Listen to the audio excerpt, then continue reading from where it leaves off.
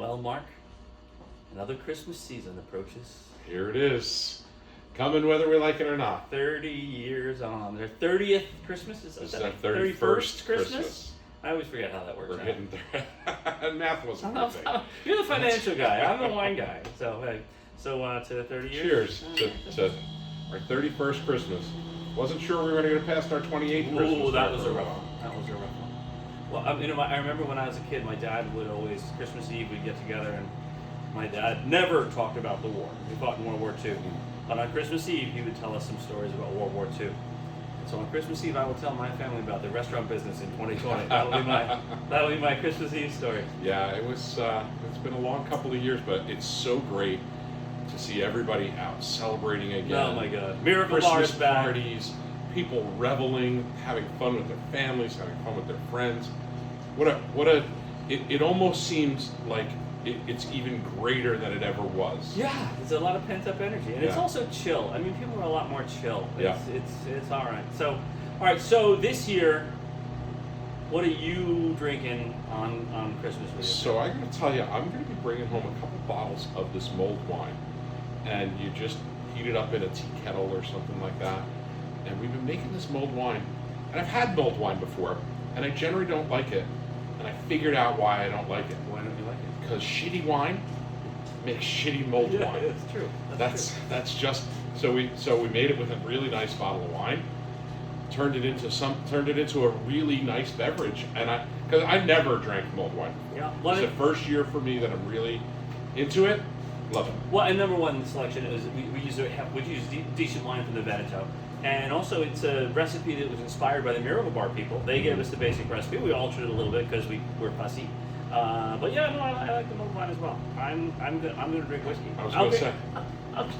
I'm drinking whiskey now. So what's your drink of the year, though? What's your drink? What's the thing that you had this year and it just blew you away and made you say, I got to have more of that?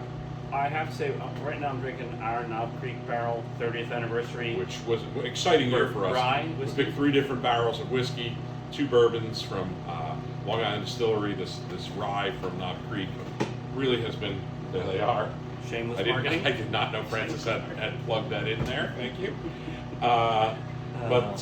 So that was fun. It's fun picking those things. It's fun seeing people's reaction to, the special barrels that we picked, and how much they're enjoying them, and how they're seeing the difference between the regular Knob Creek or the regular Long Island Distillery and the barrels that we I'll tell you something else we're going to have in my house this year, and I know you're going to have it in your house as well, is the Emelo sparkling wine, the Wagner family wines. Emelo sparkling wine. It's a Method Champenoise sparkling wine from California. Yeah. Part of the reason, of course, is that they sponsored the New Brunswick fireworks this year, which are going to happen at midnight on New Year's Eve, as they always do. It's like the 13th year we've been doing it. Yeah. The whole town's going to come out. It's going to be thousands of people. It's going to be great. And one of the sponsors is the Wagner family of wines. So, and Emelo's delicious. And I think the energy this year at New Year's Eve is going to be better than it's ever been. Just like this whole season, really, we get to see people at their best moments right now during Christmas. I just really feel like the energy is so positive this year.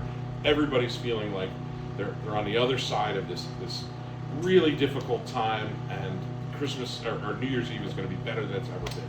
Well, and we are, in a way, sadly, but in a way not sadly for us, we are pretty much booked up for Christmas Eve. We don't have any tables left for Christmas Eve. Well, early. Very early. And it would almost be a Christmas late lunch, how early it is, let's be honest. And then we have a couple tables early left on New Year's Eve, but New Year's Eve is just about booked up. But we're doing a couple things differently this year. We're going to do a truffle menu. We're leaving Catherine Lombardi decorated for the Miracle Bar. We're going to do a truffle menu.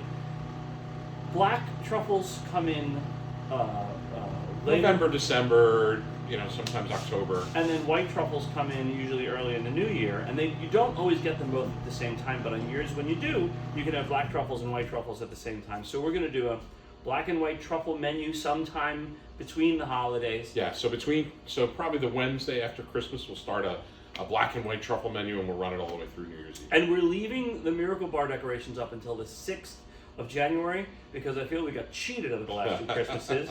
And we're allowed to leave it up until the Feast of the Epiphany. Did you celebrate the Epiphany when you were a kid? We did not, but any excuse to have cake So we had cake, but that was as far as it went. So I'm Irish, and we're right. Duh. I might have mentioned that once or twice. I'm Irish, and in Ireland they still have Epiphany parties.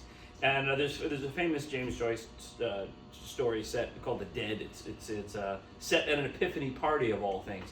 But we always were taught that we were allowed to leave the Christmas decorations up until the Epiphany, which is when we were same thing. Catholic, we were always Catholic. allowed to keep but that's the a Christian decorations tradition, up. because that's when the three kings arrived. And so the 12 days of Christmas is December 25th until the 6th of January. Those are the 12 days of Christmas. And did you have is there any French celebration of the Epiphany, or is it just an American thing for you? Like I said, it was just a reason to have cake and to take the decorations down.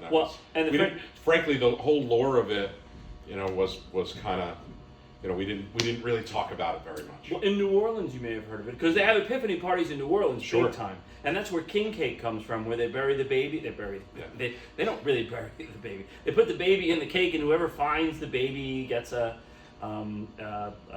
prize, or it's or they choke to death. I don't know, one of those two. So one of the things that we've decided we're going to do is we're going to make little king cakes, so you can have it at your table. We're going to have a little king cake party, Epiphany party, on January 6th. The last night of Miracle Bar, the last night all the decorations are going to be up. So it'll be a cake for 4, Yeah. And there'll be a little baby Jesus buried in the cake somewhere, and if you win it, you get a prize. We haven't decided what that prize is yet, but I think you get to pay for the check. I think I don't think that's a prize. That's not a prize? That's a prize, Doesn't no. count. Well, in any event, we've enjoyed spending the year with you, and thank you for seeing us through the difficult years, and it's really nice to be on the other side of it. And we hope you come visit the Miracle Bar. We hope you come see us in our shop. Visit the wine shop online, stagelesswineshop.com, or just call us up. We'd love to hear from you. And thanks a lot. Got anything else you want to say? Merry Christmas Merry and Happy Christmas. New Year. Happy New Year. Cheers, buddy. Sláinte.